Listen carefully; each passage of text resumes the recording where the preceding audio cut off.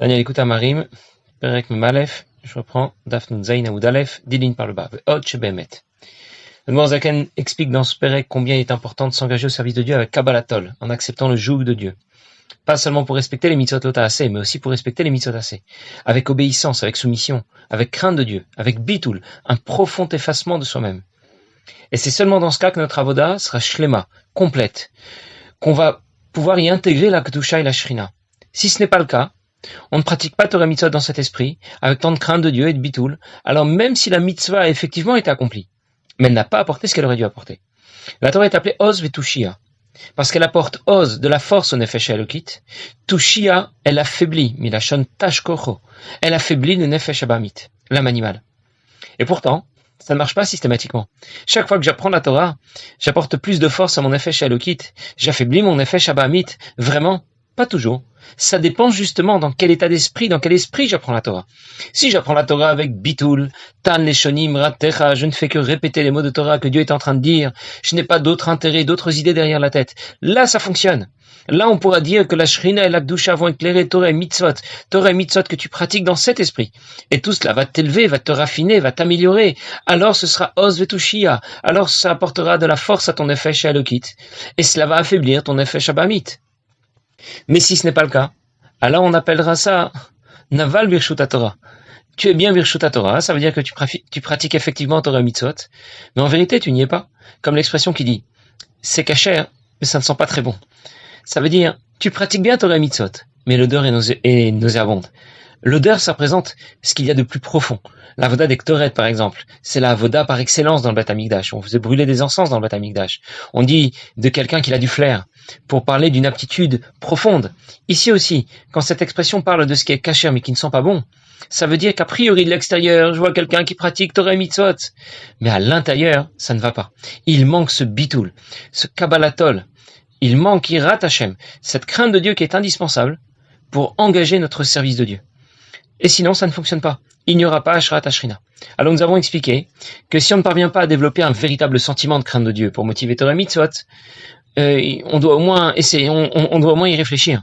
On doit au moins comprendre que Dieu mérite qu'on le craigne. Et si ça aussi on n'y arrive pas, on doit au moins essayer d'y réfléchir et essayer d'y arriver. Et dans ce cas, son service de Dieu ne sera pas appelé une avoda shlema, une avoda complète, mais une avoda gmura, accomplie plutôt que complète. Et c'est à ce sujet que l'Admor Azaken va continuer maintenant. Et il dit, Ve'od shebemet mekaim gam mitzvatira. En vérité, il accomplit aussi lorsqu'il essaie d'y réfléchir. Il essaye au moins de développer cette crainte de Dieu. Eh bien, il a au moins accompli la mitzvah de craindre Dieu, lorsqu'il est au moins en train d'y réfléchir. Parce qu'à ce moment-là, au moins, au moment où il y réfléchit au moins, mais il pense à Dieu, alors il craint Dieu au moins à ce moment-là. Al-Kol Panim Kemora Basavadam, Hédiot, au moins comme on pourrait craindre un être de chair et de sang, c'est-à-dire un homme simple, les Fachot Sheeno Melech Hamabit Alav, au moins comme si c'était un homme simple, même s'il n'a pas considéré qu'il s'agissait d'un roi, Shenimna Ba Voromila Sodavar Sheno Agun Benav, et il va s'empêcher de faire quelque chose qui ne serait pas très joli. Ça veut dire que s'il n'arrive pas à ressentir cette crainte de Dieu, et s'il n'arrive pas non plus à comprendre cette crainte de Dieu, le fait qu'il essaye au moins d'y réfléchir, ça s'appelle aussi mitzvah tira. C'est la mitzvah de craindre Dieu, à un niveau très basique bien sûr, mais au moins à ce moment-là, quand il pense à Dieu. Tout au long de la journée, il ne ressent pas de crainte de Dieu. Il ne l'a pas non plus intégré dans son esprit. Cette idée ne l'a pas pénétré. Elle n'a pénétré ni son cœur, ni son esprit, mais au moins, il essaye d'y réfléchir de temps en temps. Et en ça, il accomplit la mitzvah de Yirat Hashem. Au moins au moment où il y pense, il craint Dieu. Au moins, comme on craint de faire quelque chose de pas très joli, si jamais quelqu'un nous regarde, si quelqu'un veut faire une bêtise, mais qu'il y a du monde qui le regarde, il va essayer de se retenir. Alors bien sûr, c'est très loin de la crainte de Dieu dont on a parlé précédemment au début du Pérec. Fina Hashem Nitzavalav, Dieu est présent au-dessus de lui, avoir conscience de la grandeur de Dieu, de sa présence, il me regarde, il m'écoute, c'est le roi des rois. On n'en est pas là bien sûr, mais au moins, il craint Dieu autant qu'il peut craindre quelqu'un qui est en train de le regarder. Et quand il a envie de faire une bêtise, eh bien il va se retenir. Alors pour récapituler, il s'agit de savoir que l'on doit obéir au moins parce que quelqu'un me regarde. Même si je n'ai pas intégré qui est celui qui me regarde, Je n'ai pas intégré le fait qu'il s'agit du roi des rois, Kadosh Baruch Hu, qui est à la fois Memale Sovev et Kula Kamek Lo Hashiv, qui est à la fois intégré de la création, au-delà de la création, et devant qui la création est insignifiante. Mais il sait au moins que quelqu'un le regarde. Et c'est déjà un niveau très basique, bien sûr, mais c'est déjà un premier niveau de crainte de Dieu. Celui qu'on est au moins en droit d'attendre de lui. C'est ce que dit tout de suite l'Admor Zaken chez Zonikret Tira. C'est ce qu'on appelle aussi la crainte de Dieu. Comme Moshe Amar Rabbi Yochanan ben Zakkai il est Talmidav. Comme Rabbi Yochanan ben Zakkai a dit à ses élèves, à Rabbi Yeshua Rabbi Elazar, avant de quitter ce monde, il leur a dit, Yehi Ratson she'imora shamayim alechem kemora besavadam. Que Dieu fasse que vous ayez la crainte de Dieu comme on craint une simple personne qui sera en train de nous regarder. Alors Rabbi Yeshua Rabbi Elazar, qui étaient eux-mêmes de grands tzadikim, on dit à leur maître Rabbi Yochanan ben Zakkai, quoi, seulement jusqu'ici, vraiment si peu. Et il leur a répondu, Tedou, sachez, Kshadam over avera, quand quelqu'un veut faire une avera Omer, qu'est-ce qu'il dit? Chez le Iran, il y a Adam Choulé. J'espère que personne ne me regarde. Il y a un mamar du Tzemar Tzedek qui rapporte que lorsque l'on rentre chez soi et qu'on met la main sur la mezouza, eh bien c'est justement le moment d'y penser à tout cela. Pourquoi? Parce que quand je rentre chez moi, personne ne me regarde. Je rentre chez moi, je suis tout seul. C'est maintenant le moment d'y réfléchir. Vine Hashem Nitzavalav. Attention, je suis filmé, on me regarde, on m'écoute. Sauf que cette crainte de Dieu est basique. On l'appelle la crainte inférieure. Ira traite, la crainte de la faute. Chez Kodemet le Chormato, qui va précéder sa sagesse. Alors que la crainte supérieure sera une crainte plus respectueuse d'Akadosh Baruch Hu. Qu'est-ce que l'Admor Zaken veut nous dire ici? Il y a un passage dans Pirkei Avot qui dit Imen yira in chorma, imen chorma in yira. S'il n'y a pas de crainte, il n'y a pas de sagesse. S'il n'y a pas de sagesse, il n'y a pas de crainte. C'est la traduction. Avant de savoir de quoi il s'agit, déjà on se demande, mais alors décide. C'est d'abord la crainte ou d'abord la sagesse? On commence par quoi? Yira ou chorma? Alors d'abord, bien sûr, il faut définir ce que désigne chorma, la sagesse. Mais la sagesse de Dieu, c'est ce qui s'exprime à travers Torah et Mitzvot. Chorma, c'est Torah et Mitzvot. Mais comment aborder Torah et Mitzvot? Imen yira in chorma, dit la Mishnah dans Pirkei Avot.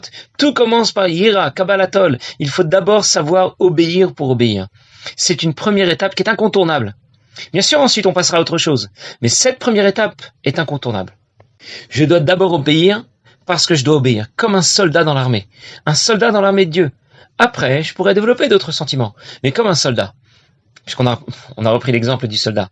Un soldat pourrait apprécier son supérieur. Il va le considérer. Mais il doit d'abord et avant tout lui obéir. Parce que même s'il l'apprécie beaucoup, même s'il le considère beaucoup, il l'apprécie et il le considère dans une certaine mesure seulement. S'il doit prendre des risques, il doit mettre sa vie en danger. Il pourrait se dire, une seconde, j'aime beaucoup le chef, mais pas à ce point-là. Par contre, si dès le départ, il est soumis, il n'est qu'un numéro, une propriété de l'armée, un bien de l'armée, alors on est déjà sûr qu'il va obéir, il est déjà sur le bon fil. Tu pourras ensuite aller au-delà. En plus, tu vas apprécier ton supérieur. Tu vas aller encore au-delà. Tu sauras te dépasser encore plus. Mais au départ, tu dois déjà accepter d'obéir. Comme cette histoire qui raconte qu'un jour, c'est une histoire que le Rabbi raconte plusieurs fois dans les Farbringen. Souvent, le Rabbi raconte plusieurs fois les mêmes histoires dans les Farbringen, parce que une histoire, ce n'est pas une histoire simplement que l'on raconte pour nous épater, mais une histoire que l'on essaye d'intégrer, une histoire pour laquelle on essaye d'intégrer l'enseignement.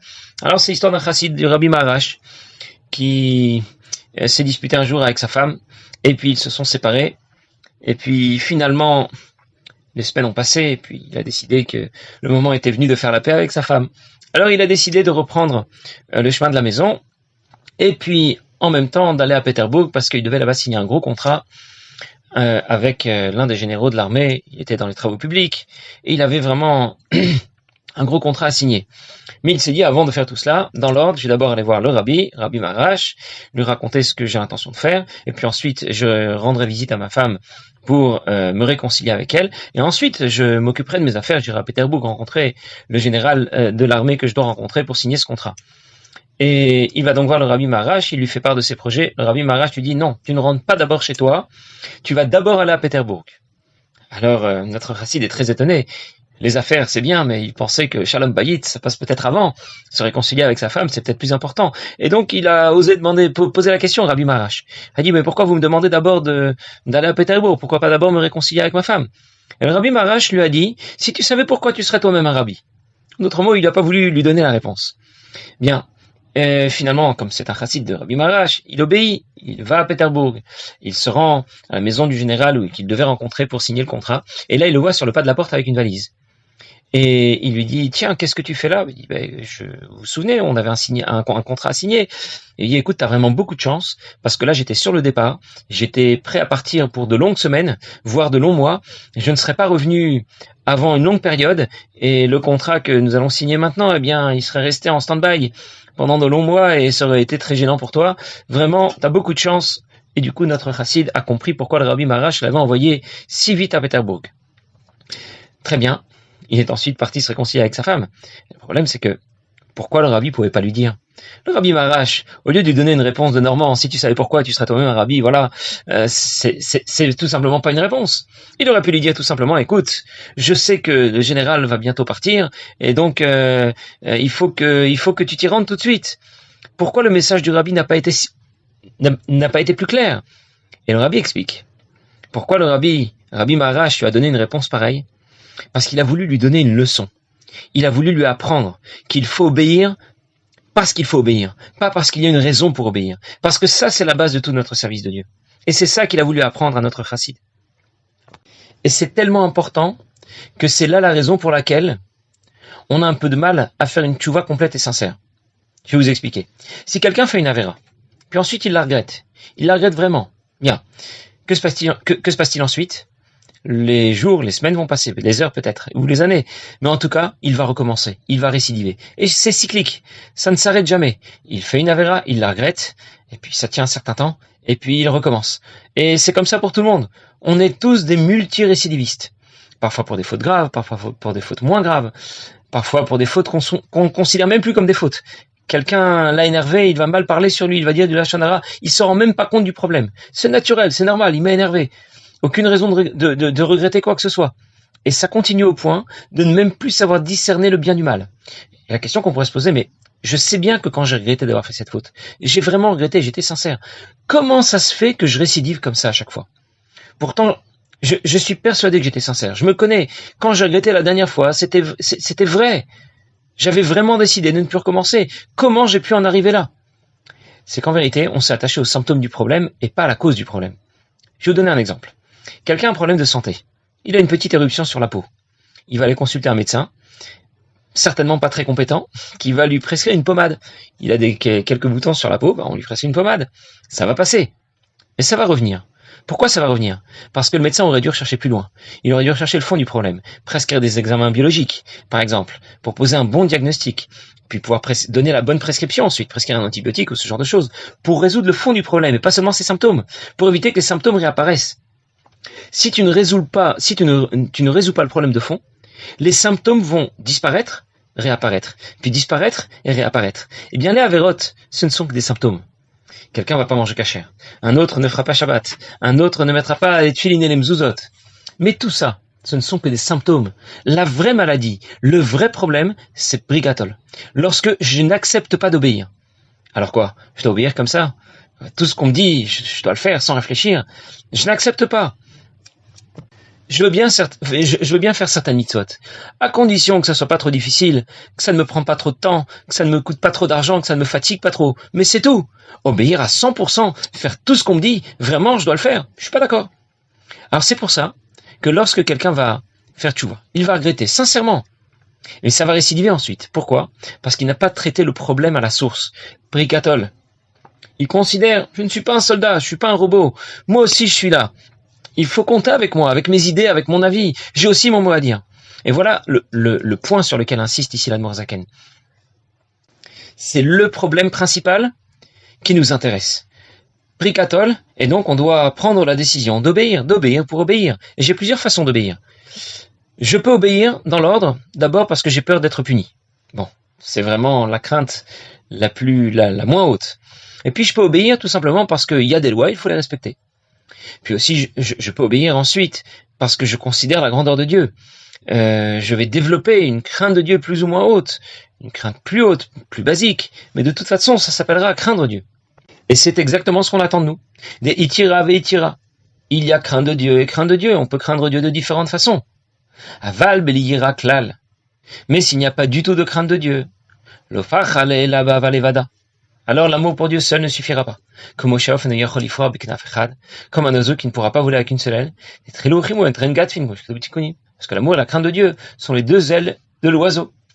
Ça veut dire que si c'est seulement l'amour de Dieu qui me motive, mon engagement restera limité. Je l'aime beaucoup, mais jusqu'à un certain point seulement. Alors qu'au contraire, si c'est la crainte de Dieu qui me motive, mon engagement sera sans limite. Et c'est la question qui revient souvent dans le domaine de l'éducation. Comment éduquer un enfant ? Est-ce qu'il faut d'abord lui apprendre à obéir ou bien il faut lui donner envie d'avancer ? Quel est le bon chemin ? Et la réponse, c'est qu'un enfant doit d'abord savoir qu'il y a des règles, il y a une autorité, il faut obéir. Le reste suivant ensuite. Après, le message va passer. Dans notre Pérec, l'Admour Azaken souligne l'importance de craindre Dieu. Mais l'amour de Dieu a aussi une belle place dans notre programme. C'est simplement pas l'objet de notre Pérec. Mais on y viendra aussi, Bezrat Hashem. L'amour et la crainte de Dieu sont les deux ailes d'un oiseau. Alors bien sûr, il y a une sikha où le Rabbi rapporte au sujet de Elisha Balak Nafaï, Shabbat même tête, une histoire qui est racontée là-bas. Elisha qui avait des tefilines et puis finalement cette tefilines, lorsqu'un soldat grec l'a arrêté, elles se sont transformées en colombes. Et Tosfot demande, une colombe peut voler avec une seule aile lorsqu'elle est fatiguée. Et ça contredit ce que nous disons ici. Nous avons dit que la colombe, l'oiseau, a besoin de ses deux ailes. Le Rabbi rapporte plusieurs réponses. D'abord, la deuxième aile doit être présente, même si elle ne fonctionne pas. Et ensuite, elle ne doit pas seulement être présente, elle doit tout de même faire des mini battements. C'est seulement comme ça que ça va fonctionner. Comme un avion, si un moteur tourne à 100% et que le deuxième tourne à 10%, ça vole quand même. Ça vole mal, mais ça vole. Mais avec une seule aile, ça volera pas. Il faut au moins une deuxième aile. Ça veut dire que tu peux développer plus ou moins de crainte de Dieu. Mais c'est indispensable. Tu dois savoir que tu dois obéir, sinon rien ne fonctionnera. Tu dois savoir qu'il y a une autorité. Bricatol, te débarrasser du joug de Dieu, c'est la source de tous les problèmes. Quand quelqu'un fait une avéra, c'est pas seulement parce qu'il avait envie de manger quelque chose qui n'était pas cachère, ou de fumer Shabbat. À la base, il n'a pas intégré qu'il devait obéir. Même si nous allons parler ensuite de la place majeure, de la place importante qu'a l'amour de Dieu dans notre service de Dieu. Nous verrons ça la prochaine fois, Bezrat Hashem.